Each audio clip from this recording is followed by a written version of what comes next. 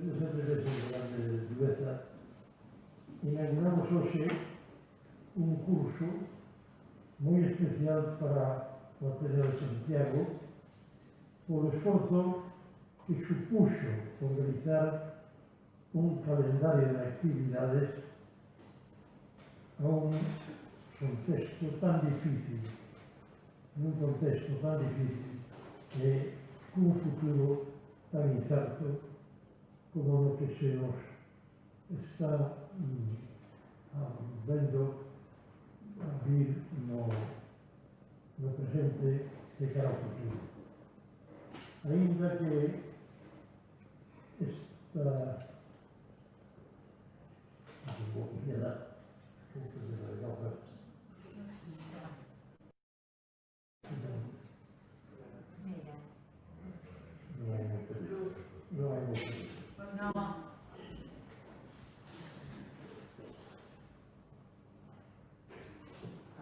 Ainda que este comezo vai a estar marcado polas limitacións derivadas das restriccións sanitarias, as cales imos cumprir exclusivamente co fin de garantir a seguridade de quen asistides aos nosos actos, temos a esperanza de que, a medida que avancemos na nosa programación, a situación vai mellorando e poidamos recuperar a bella normalidade do que imaginemos.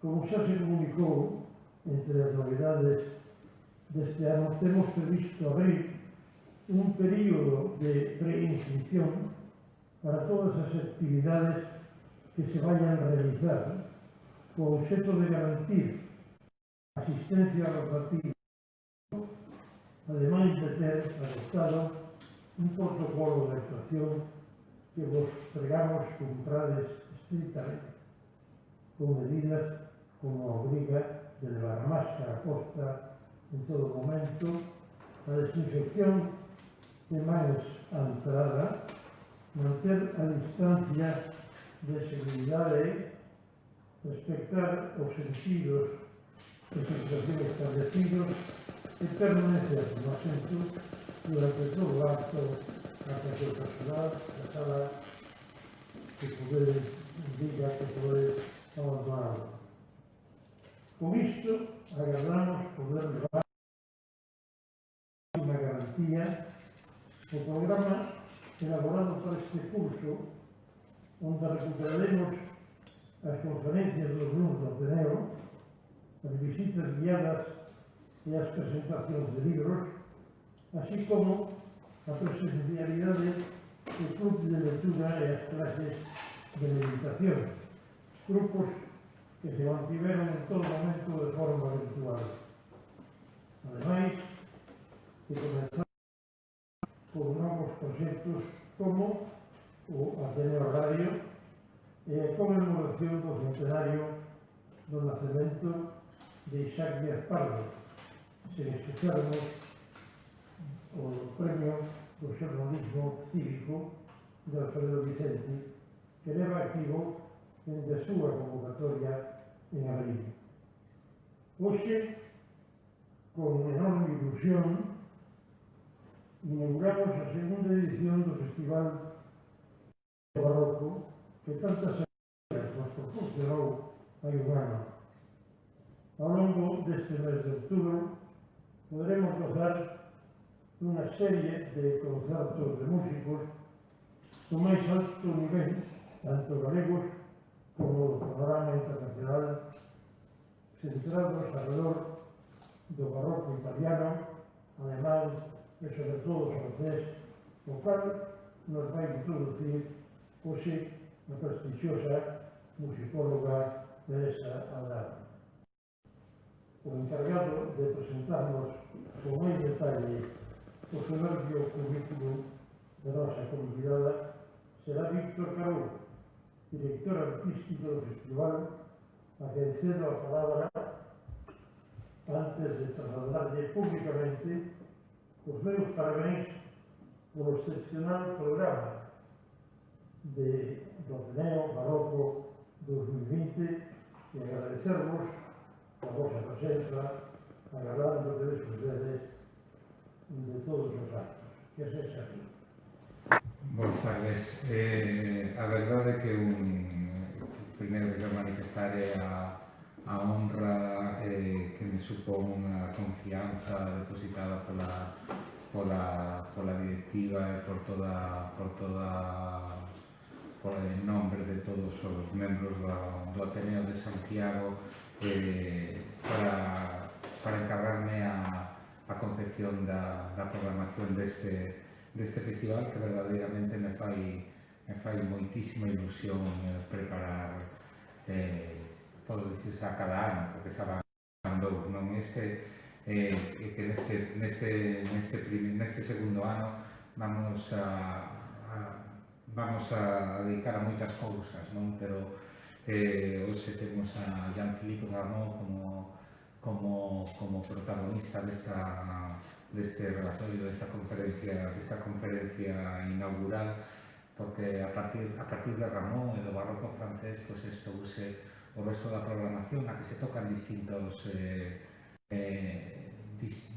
parámetros e distintas relacións entre os distintos xéneros, estilos do mundo da música antiga, do mundo da música barroca, unha relación entre a escena e a música de cámara, entre o teclado, mesmo ballet, a música feita tanto para a escena como para os salóns da época, e todos eles irán vendo ao longo do desenvolvemento dos 5 concertos do festival interpretados por un elenco de músicos, eu penso, como adiantamos Salvador, de primeira orde, tanto a nivel español como a nivel internacional e, por suposto, a nivel galego, centrados especialmente en un programa que é unha encarga para o festival, en Estrela Absoluta, na que colaborarán a soprano italiana Roberta Indernici con un grupo reunido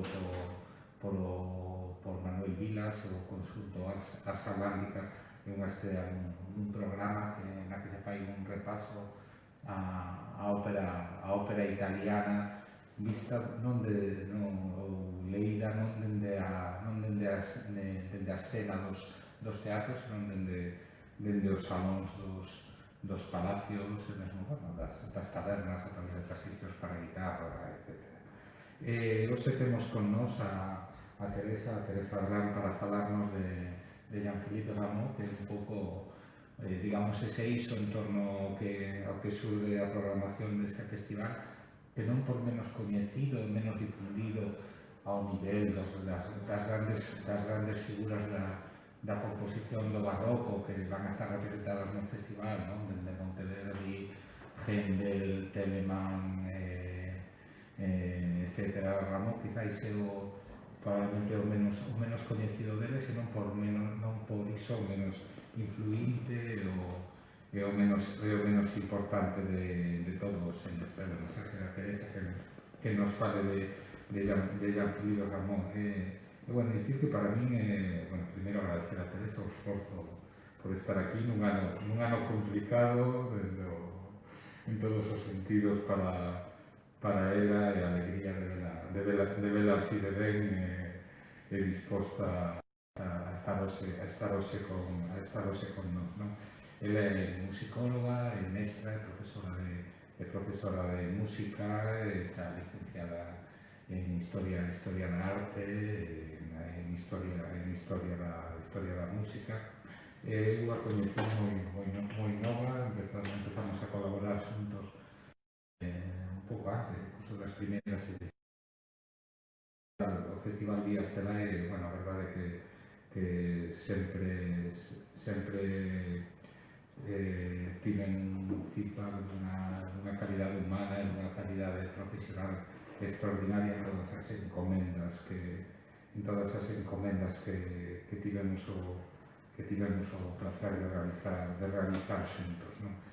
Ela, para min é unha comunicadora excelente que é dun xeito contemporáneo e moderno, un poquinho máis al lado do conferenciante ao uso, non? Ela ten programas moi interesantes a través de canales de YouTube, de redes sociais vinculados ás programacións do Festival de Música Cidade de Lugo, da programación da Orquestra Sinfónica de Galicia, bueno, penso que conta as cousas dun xeito que as achega con facilidade a calqueira.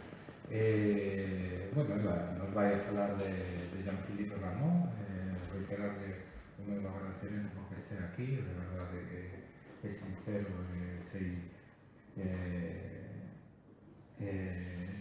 sei que non foron meses doados, pero nos estamos contentísimos de ser con nosotros.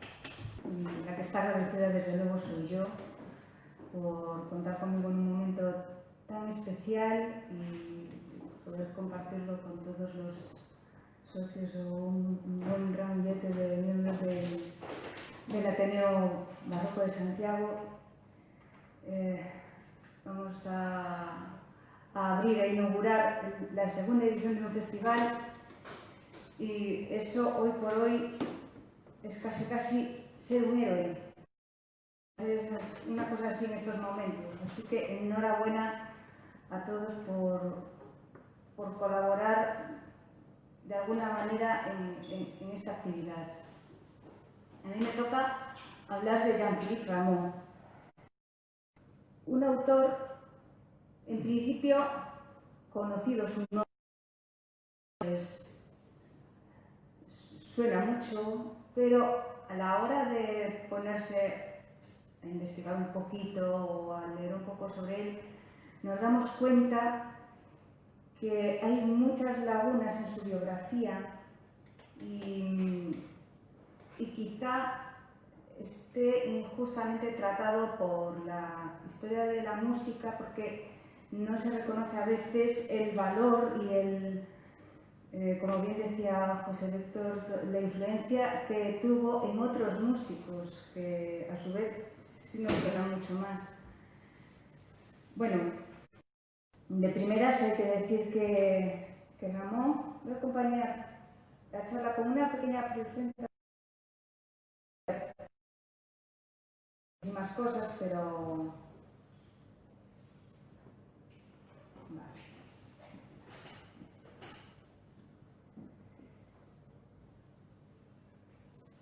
Bueno, Jean-Philippe Rameau nació en Dijon, una localidad que no está muy lejos de París, en una familia numerosa, el séptimo de 11 hermanos. Su padre era músico y era organista y bueno, está bien familiarizado con el lenguaje musical y seguramente, lo más probable, es que sus primeras lecciones las es en esta época, en estos primeros años, donde hay más oscuridad en su biografía. Hay algún dato, pero casi anecdótico, como que acudió a la escuela, pero el profesor tenía que llamarle muchas veces la atención porque estaba despistado pensando en música. No es algo muy importante, pero aviva un poco el mito de Rameau como un músico de raza, ¿no? Que no era capaz casi de hacer otra cosa sino música.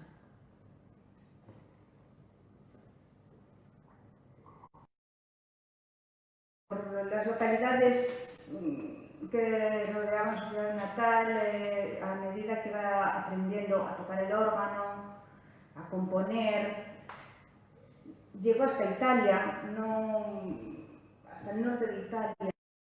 No estuvo mucho tiempo, no permaneció allí mucho tiempo, algo de lo que luego al parecer se arrepentiría, porque pudo haber aprovechado ese viaje para conocer mejor el gusto italiano. El gusto italiano que en esta época, estamos hablando del siglo XVIII, en esta época es el predominante. Bueno, este es el retrato más conocido que hay de Rameau, sosteniendo un violín. Y bueno, esta es la portada un tratado que escribió Rameau, porque casi antes que músico fue teórico, un gran teórico, fue un gran pensador de la música. Antes de estrenar la ópera, pues sacó su tratado de armonía. Tenemos que ubicarnos y pensar que hablar de armonía y de teoría de la música en el siglo XVIII era andar en arenas movedizas, porque el lenguaje musical estaba cambiando, estaba evolucionando, y Jean-Philippe Rameau lo describió, estos cambios, formuló una serie de prácticas para acomodarse a estos cambios, y a este tratado pues acudían muchísimos compositores, estudiantes de la época, con lo cual fue realmente importante. Por ejemplo, vamos a hacernos una idea, así algo un poquito más, un ejemplo más práctico.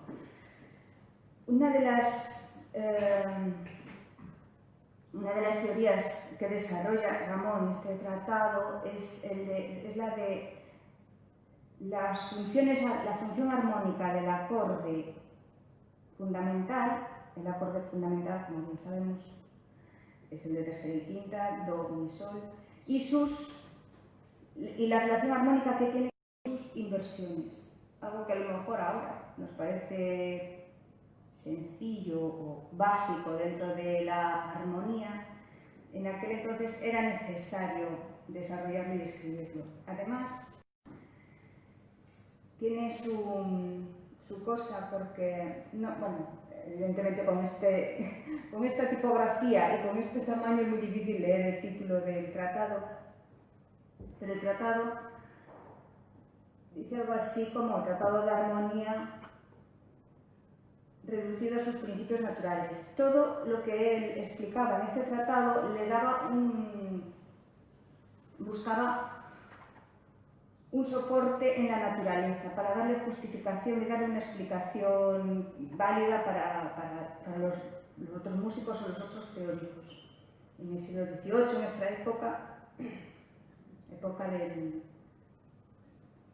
experimentar, la época del empirismo, de la ciencia, del siglo de las luces, ¿no? Había que estar bien informado, bien documentado, si no, no valía, y además que todo tuviera una explicación.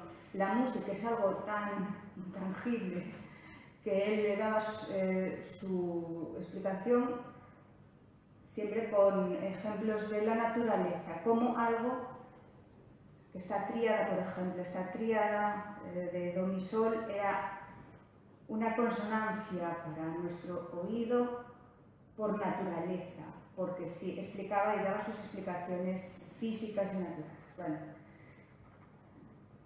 precisamente, otro de los puntos claves en este tratado es el tratamiento de las disonancias que se hacen por parte de Rameau. Por eso es que cuando escuchemos alguna obra de él, es posible que haya momentos en los que nos chirríe un poquito, pero porque debido, pues a su manera de discurrir la música, entendía que en ciertos momentos había que prolongar esas disonancias y que así al resolver esa tensión provocaba un efecto muy agradable en el espectador. Bueno, en el oyente.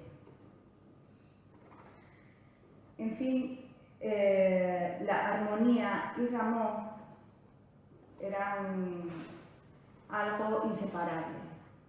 Fue un gran armonista en una época en la que precisamente la armonía estaba del contrapunto. Y entendía asimismo a la melodía como una hija de la armonía, una consecuencia de los movimientos armónicos. Eso también se traslada por sus composiciones vocales, a sus composiciones instrumentales. La melodía es siempre el resultado de ese sustento armónico, no va por libre, no es una melodía y un acompañamiento, no, es todo un bloque uno. Entonces, Ramón llegó un momento en que se planteó, por supuesto, el estrenar una ópera. Decía que si no se estrenaba una ópera, no será músico o compositor. Bueno, encontró el panorama de la siguiente manera en Europa. Bueno, es como pueden ver, es un mapa muy complicado, muy reducido. Las fronteras en aquella época no eran las mismas que hay ahora, pero hay como tres focos principales musicalmente hablando: Italia, Francia y Alemania. El más poderoso, musicalmente hablando, es Italia. Es el que va a arrollar en Europa, tanto en música instrumental como en música vocal. La ópera viene de ahí, nació allí y viene con fuerza en todas sus formas, porque ya veremos que va a haber hasta una pequeña guerra dialéctica en Francia, pero que tuvo sus consecuencias, ya lo veremos. Bueno, ese es el panorama. Tenemos un gusto italiano que empuja con fuerza hacia el resto de Europa, y tenemos luego el barroco francés y el barroco alemán, que se resisten de alguna manera, como pueden, a ese influjo extranjero. Quieren tener su propio idioma musical, quieren en ópera, quieren tener su ópera nacional, y hacen lo que pueden en sus medios para alcanzar ese objetivo. Entonces, en Francia había, en cada territorio, claro, había unas peculiaridades que condicionaban el desarrollo de estas artes. En Francia, no debido al reparto de su territorio y a su organización política, era como más difícil, eran menos frecuentes encontrar espacios para la representación musical. En Italia abundaban más capillas, basílicas, palacios. Era algo donde había más oportunidades para estrenar y para mostrar la música. En Francia no era así, no era tan fácil. Francia era básicamente París, la corte y casi que lo que le rodeaba. Entonces, había que ir a París, había que estrenar en París si querías brillar en Francia. La organización de la música en Francia tiene varias, a mí me parece que son cosas curiosas, por la manera en que no nos imaginamos cómo puede la política, entre comillas, la organización, puede filtrarse a un gusto musical, ¿no? Algo parece. En la corte real francesa, los músicos se dividían en estos cuatro grupos: la Grande Écurie, la música de chambre, la Chapelle Royale, la Académie Royale. Vale. Pues la Grande Écurie es la que estaba en el pico, en el top de los...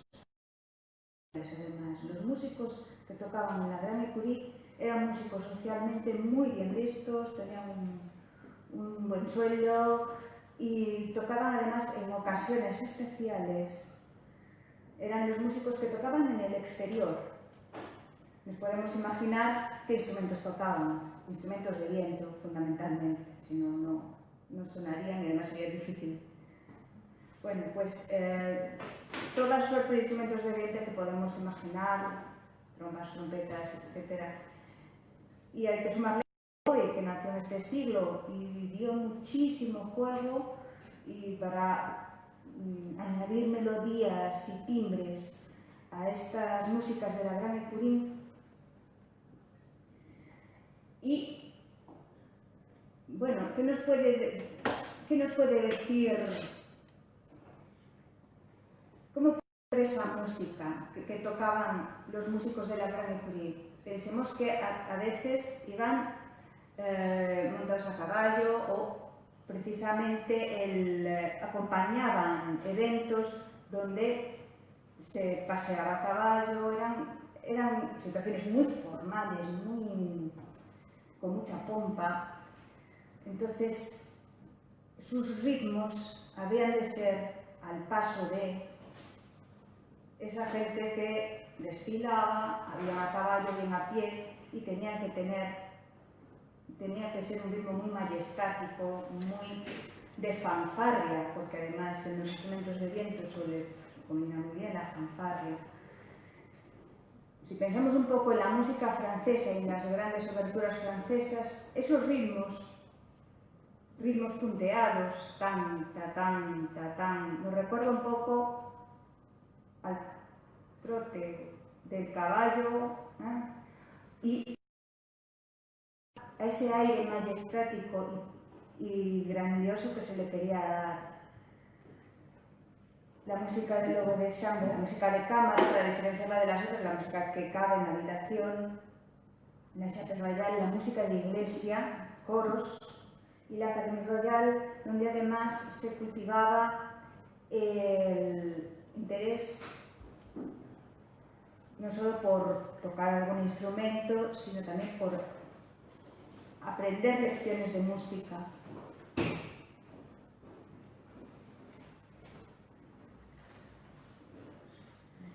Entonces, una de las, por ejemplo, me apetecía poner una imagen de uno de los que solía acompañar la Gran Écurie. Se llamaban carruseles. Un carrusel era un paseo, bueno, una muestra de caballeros ante el rey, donde iban desfilando con sus mejores ropas, y todo esto al ritmo de la música que tocara la Gran Écurie. Esta es la imagen de un carrusel y la de otro enorme.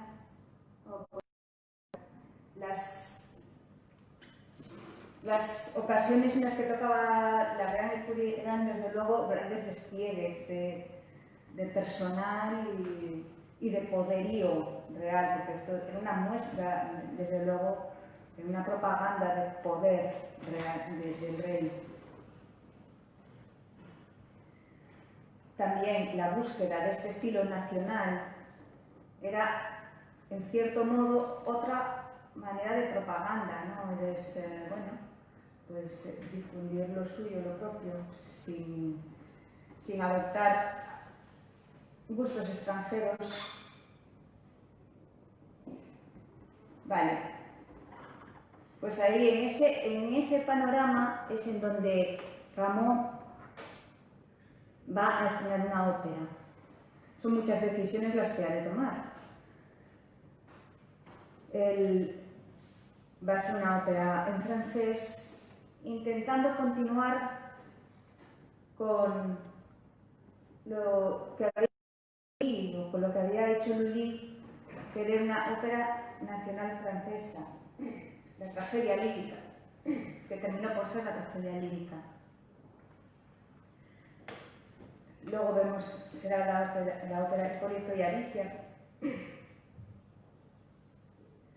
Y la reacción de la gente es muy curiosa, porque o bien lo tachaban a Rameau de antifrancés, como de todo lo contrario. O sea, él pretendía desde luego seguir las pautas de Lully de hacer ópera seria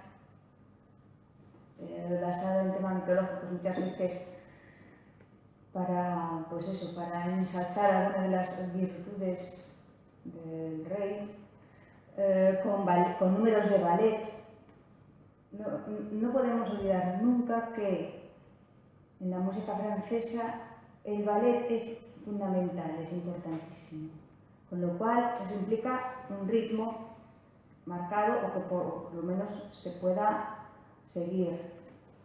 Entonces en la música francesa el ballet está prácticamente presente todo el tiempo. Luego Rameau continúa también con la escritura, la literatura para clavecín. Se mezclan un poco, se combinan estas dos tradiciones, la tradición francesa del ballet y luego la escritura de clavecín, y surge una serie de suites. Las suites son colecciones.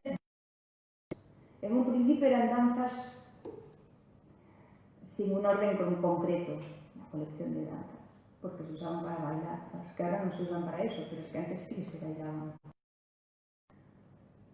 Y yo, siempre que me toca explicar estas cosas a mis niños, siempre les pongo de ejemplo a ellos mismos. Les digo, cuando salís los sábados o los viernes, ¿qué hacéis por las noches? ¿Vais a lo mejor a una discoteca? Tal? Pues os ponen una suite, más o menos. Bueno, quiero que entiendan que en el siglo XVII a los jóvenes les gustaba bailar, igual que ahora, y lo hacían.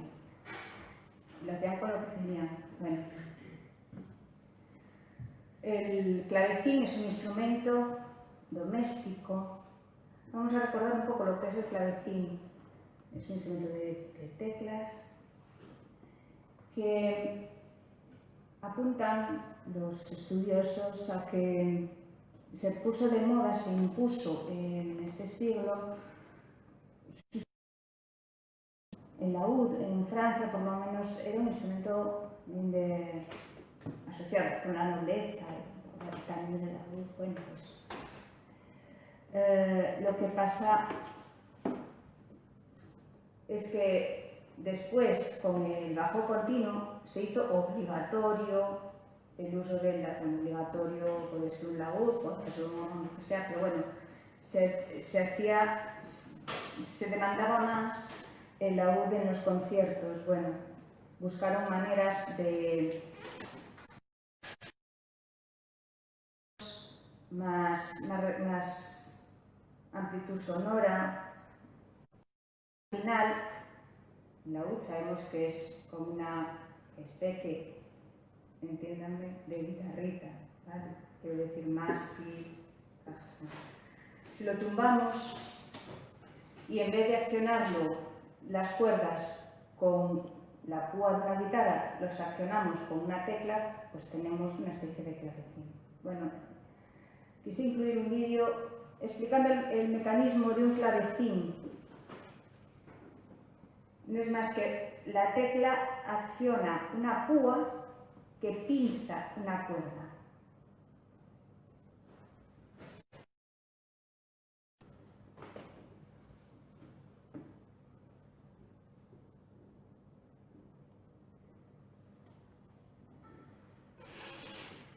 Es a lo mejor prácticamente imperceptible la cuerda. Si se ve ahí un flequito rojo, es ahí donde está la púa, el plectro, y es un mecanismo muy sencillo, pero bueno, dada la comodidad de tocar y tal. El caso es que, como vemos, como oímos, no tiene mucha fuerza, no se oye con mucha fuerza. Así que los compositores habían de ingeniárselas para que ese sonido llegara más o menos a todo el mundo, al máximo público posible. Eso suscitó otro tipo de estilo a la hora de interpretar la música instrumental. se llamaba Style Brisé. Style Brisé consistía en arpegiar. Arpegiar es como deshacer un acorde. Un acorde es un grupo de notas. Vale, pues al arpegiar deshacemos ese grupo de notas para que duren más en el tiempo. Porque en el clavecín o en el laúd, si no apenas duraba nada y se quedaba el músico en silencio delante del público. Pues y eso se convirtió en un estilo, en una manera de tocar. Style Brisé se llegó a hacer hasta cuando ya no hacía falta, cuando ya los instrumentos tenían sonora y ya podían ser oídos, pero bueno, quedó ese Style Brisé de arpegiar los acordes.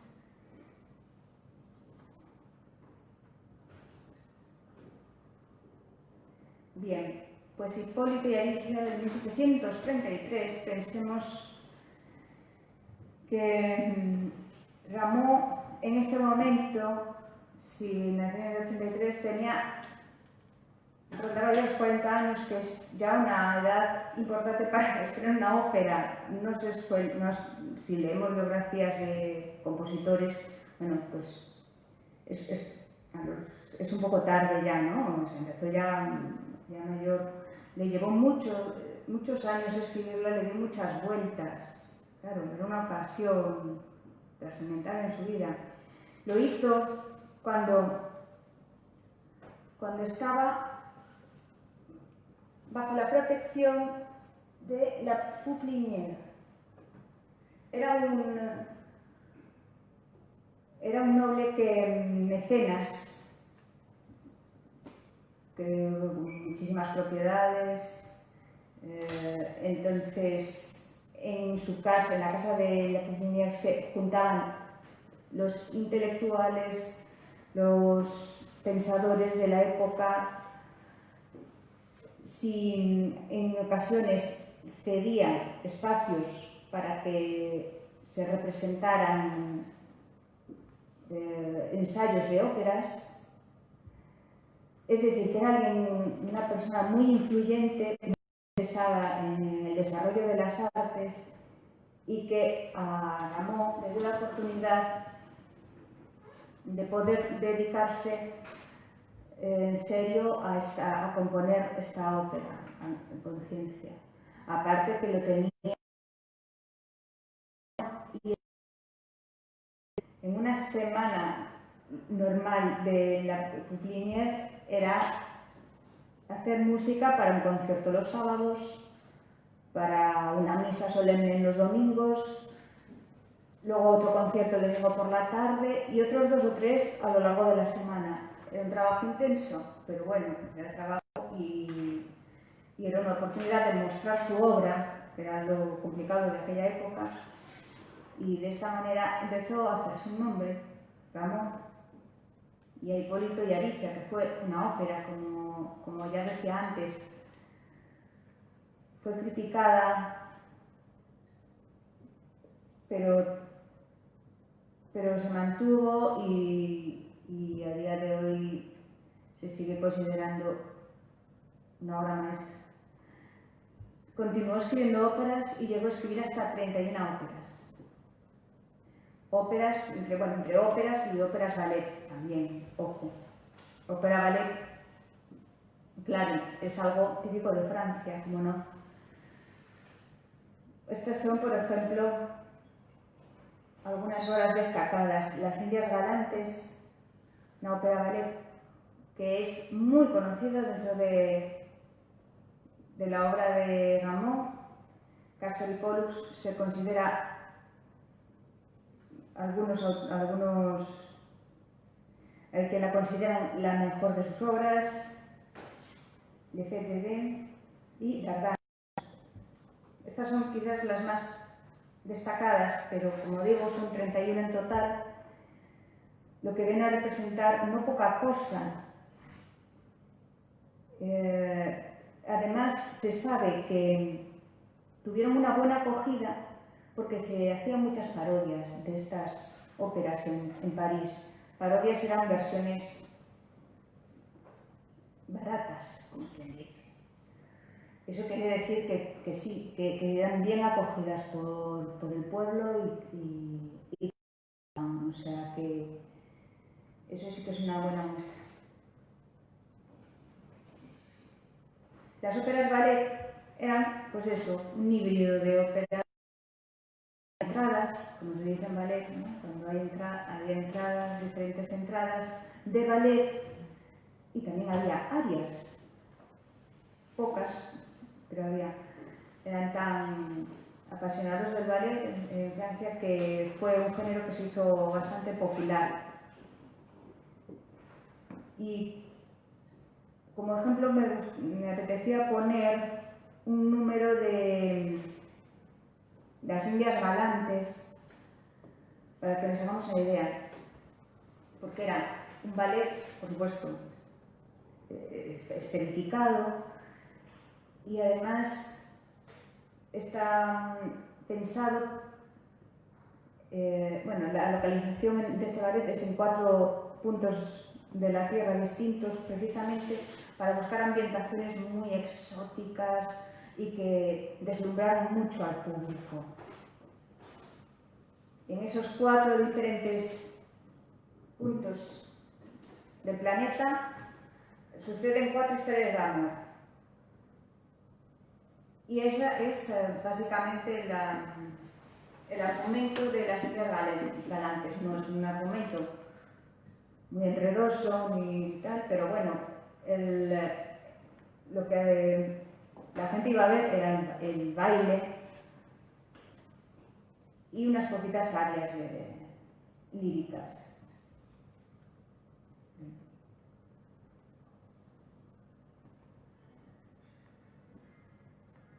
Perdón.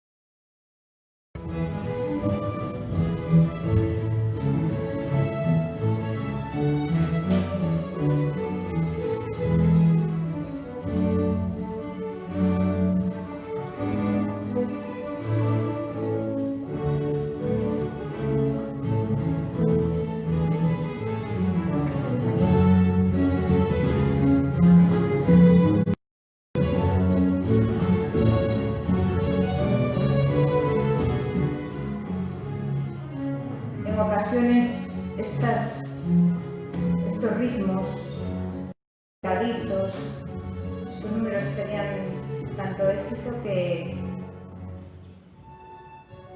se desgajaban del espectáculo para ser representados, pues, por ejemplo, en una versión para clavecín o en un pequeño conjunto para llevar a todos los rincones.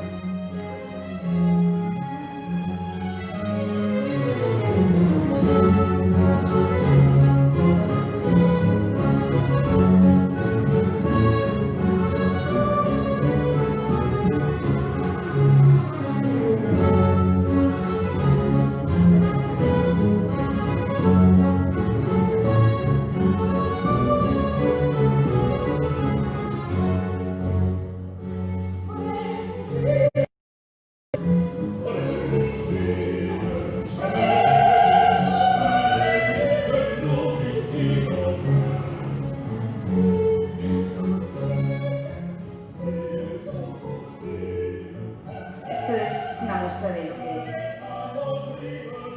una ópera ballet.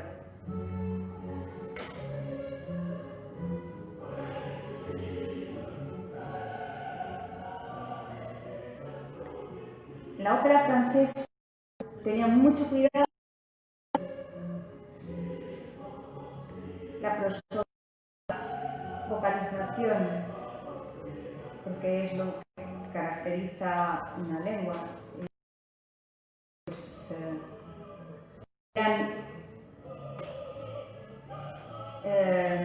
no querían descuidar ese aspecto. Así que en las óperas hay partes que son cantadas, líricas, arias y tal, y hay otras que son recitadas. Tenían mucho cuidado en que esas partes recitadas no fallaran a la prosodia francesa, a su manera de hablar. No. Y quizá ese mimo hacia la vocalización de la composición de ópera francesa. En la ópera italiana, los recitativos y las arias se distinguen perfectamente unos de otros. En la ópera francesa sí, pero no hay tanto contraste.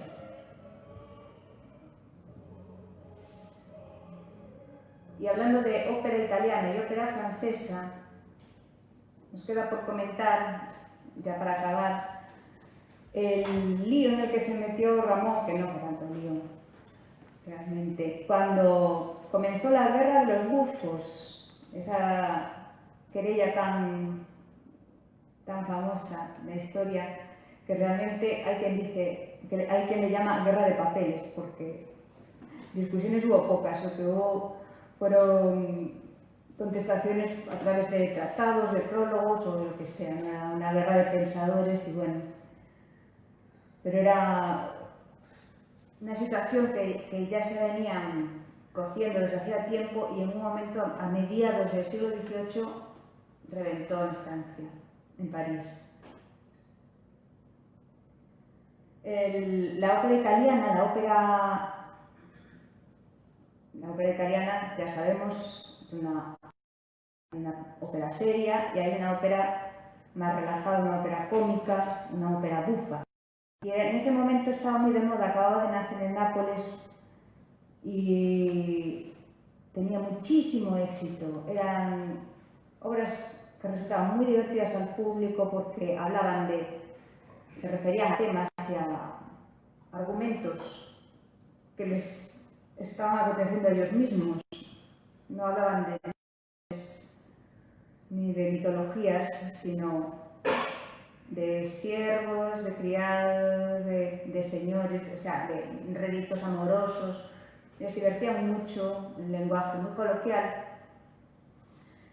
de tal manera que esa compañía que representaba ese tipo de óperas llegó a París y consiguieron representar La Selva Padrona, que es la ópera ahí que despertó picores en un gran teatro parisino, y eso ya fue la ofensa, ¿no? hacia el orgullo francés. Eso me pareció una falta de Dios.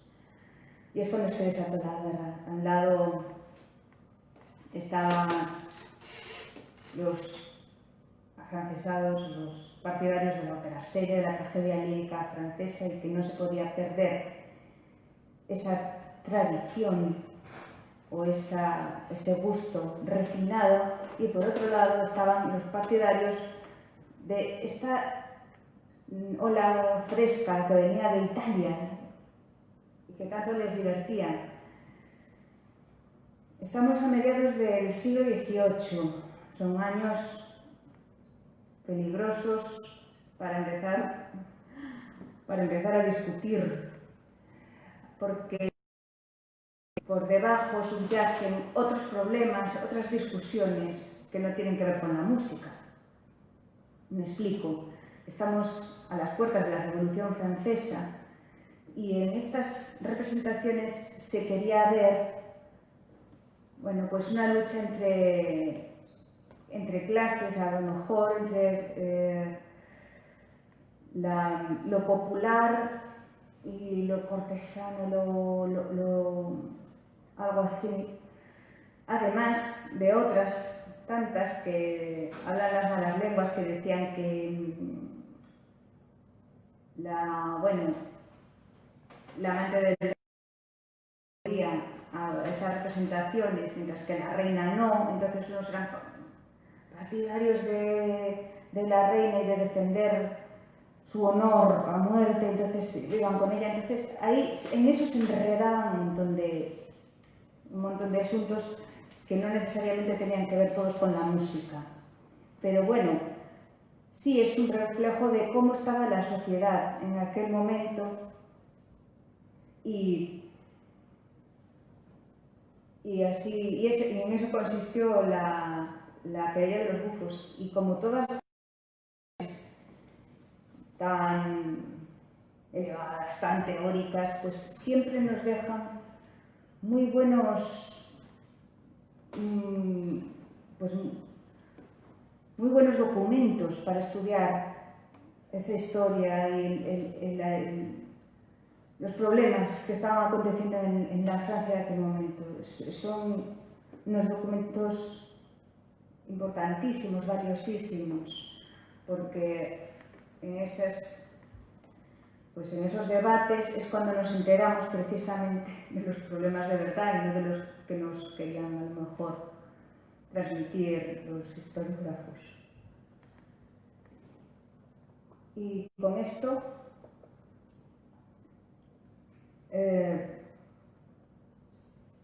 yo les invito a que en estos conciertos, en estos 5 conciertos que nos esperan para sumergirnos en el barroco, que dejemos volar la fantasía y que además de entrar en el teatro principal entremos en Versalles y seamos capaces de ver y escuchar algo más de lo que se está representando en el escenario.